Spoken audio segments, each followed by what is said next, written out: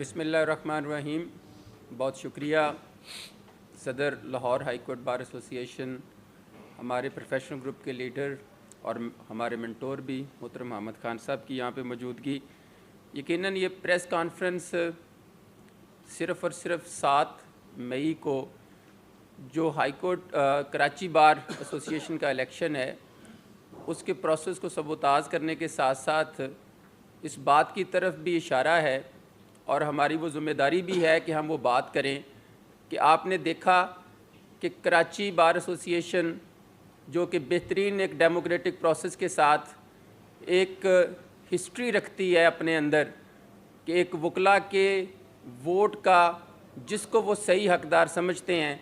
उसको वो वोट देते हैं और कराची बार एसोसिएशन में वो उनके नुमाइंदे की हैसियत से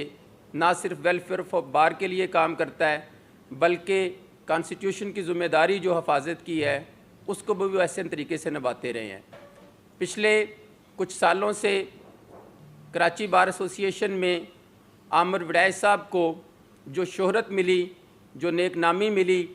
उनके अपने कंडक्ट की वजह से, तो उनको अगेन एंड अगेन बार ने बतौर कैंडिडेट ना सिर्फ एक्सेप्ट किया बल्कि उनके ऊपर एतमाद का इजहार भी किया। दिसंबर में होने वाला इलेक्शन आज मई गुज़रने को है, तो वो एक मंसूबे के तहत ना होने दिए जा रहा है सिर्फ़ इसलिए कि वो शख्स जो उनके नैरेटिव के ख़िलाफ़ है, वो शख्स जो रूल ऑफ लॉ की वहाँ पे बात करता है, वो शख्स जो अपने आप को समझता है कि वो कस्टोडियन ऑफ द कॉन्स्टिट्यूशन है और वो शख्स जो प्रोफेशनल ग्रुप के नैरेटिव को लेके खिदमत की सियासत के ऊपर यकीन रखता है, उसको उसका रास्ता किसी भी तरह से रोका जा सके। कल भी उसकी बदतरीन मिसाल मिली है और ये सिर्फ बार एसोसिएशंस ही हैं कि जिसमें एक बेहतरीन डेमोक्रेटिक प्रोसेस के तहत इलेक्शंस मुल्क में किसी भी किस्म के हालात हों, कभी भी बार एसोसिएशंस के इलेक्शन इस तरह जो हैं वो असरअंदाज नहीं होते थे। लेकिन पिछले कुछ सालों से आप देखें कि जिस तरह एक दौर था कि जब स्टूडेंट्स यूनियंस थीं और वहाँ पे एक बेहतरीन इलेक्शंस की सूरत में स्टूडेंट्स के अंदर से वो नुमाइंदगी उभरी जिन्होंने फिर मुल्क पाकिस्तान को भी रिप्रेजेंट किया और बड़े सारे ऐसे मुस्बत जहन के लोग वहाँ से सामने आए जब मुक़्तदर हलकों ने देखा कि ये भी एक ऐसा सिस्टम है कि जिसमें मुल्क कौम के लिए एक बेहतरीन लीडरशिप मुयस्सर आ सकती है,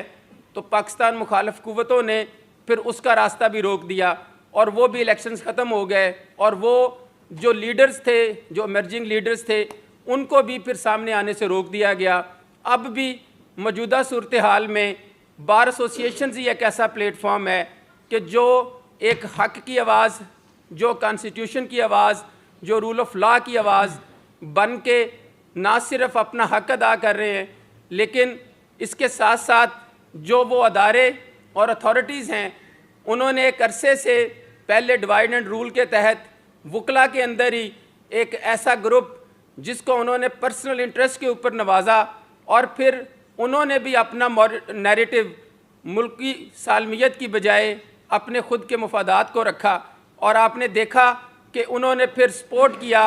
गवर्नमेंट के हर उस कॉन्स्टिट्यूशनल एक्ट को जिसकी बाबत आज तमाम बार एसोसिएशंस, बार कौंसल और लीगल फर्टर्निटी सरापा एहतजाज है। हम समझते हैं कि हाई कोर्ट जो कराची बार एसोसिएशन का इलेक्शन है इसको जिस तरह इन्होंने सबोताज किया, पहले होने नहीं दिया और अगर कल हुआ तो उसको रोका, ये एक अंदिया है। आज कराची की बारी है। पहले लाहौर हाई कोर्ट बार का इलेक्शन जो 2500 वोट के मैंडेट के साथ ना सिर्फ वो जीता गया बल्कि एक तारीख रकम की गई, उस सारे प्रोसेस को भी इन्होंने ख़त्म करने की कोशिश की। इसके साथ साथ अगर हम देखें तो पेशावर हाई कोर्ट का इलेक्शन जो कि अप्रैल लास्ट में होना था उसको भी इन्होंने डिले कर दिया।